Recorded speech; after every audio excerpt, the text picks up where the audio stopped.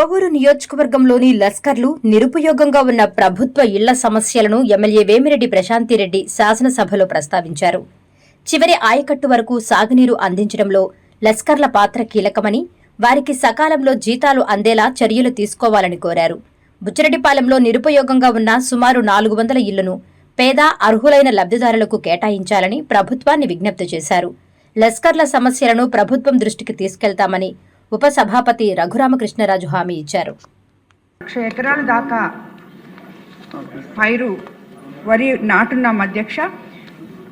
ఇప్పుడు ఎలినా ప్రభావం వల్ల చాలా ఇబ్బందులు పడుతున్నాం అధ్యక్ష.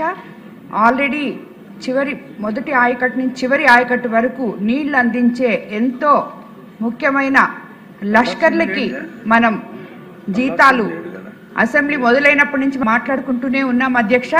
మీ ద్వారా ఇరిగేషన్ మినిస్టర్ గారిని వాళ్ళకి సరైన కాలంలో జీతాలు అందిస్తే, ఎందుకంటే చాలా వాటర్ ట్యాక్స్ అంతా పెండింగ్ ఉంది అధ్యక్ష. అధికారుల్ని కనీసం అది కలెక్ట్ చేసి అయినా కానీ లష్కర్ల జీతాల గురించి ఒకసారి ఆలోచించాలి. ఈ టైంలో ఈ ఎల్నో ప్రభావం టైంలో లష్కర్లు లేకపోతే చివరి ఆయకట్టు వరకు డెల్టా ఏరియా అయిన కోవూరు ప్రాంతంలో లాంటి ప్రాంతాల్లో రైతులకి నీళ్లు అందించాలంటే చాలా ఇబ్బంది కలుగుతుంది అధ్యక్ష. దయచేసి లష్కర్లకి జీతాలు అందించే విధంగా చూడాలని కోరుకుంటున్నాను అధ్యక్ష.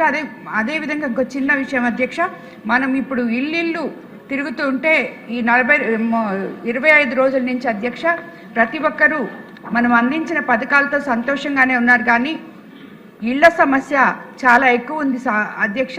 అది కూడా గత ప్రభుత్వంలో ఒక దగ్గర మా ఏరియాలోనే బుచ్చిరెడ్డిపాలెంలో 400 ఇళ్లు ఖాళీగా ఉన్నాయి అధ్యక్ష. అందులో ఒకే ఒక్క ఫ్యామిలీ కాపురం ఉంటుంది అధ్యక్ష. 399 ఇళ్లు నిరుపయోగంగా ఉన్నాయి అధ్యక్ష. దీనికి ఏదైనా ప్రభుత్వం తరఫున కొత్త జీవో తీసుకొని వచ్చి అవసరం లేని అలా పడిపోయి ఉన్న ఆ ఇళ్ళని తిరిగి ఎవరైతే నిరుపేదలు ఇల్లు లేక అవస్థ పడుతున్నారో వాళ్ళకి ఆ ఇల్లు ఇవ్వాలని చెప్పి నేను కోరుకుంటున్నాను అధ్యక్ష.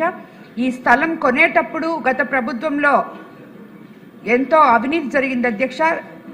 దాన్ని కట్టేటప్పుడు సగం కట్టి వదిలేసిన కాంట్రాక్టర్లతో అవినీతి జరిగింది అధ్యక్ష. లెవెల్ చేయడానికి అవినీతి జరిగింది, కానీ ఆ ఇళ్ళన్నీ నిరుపయోగంగా ఉన్నాయి.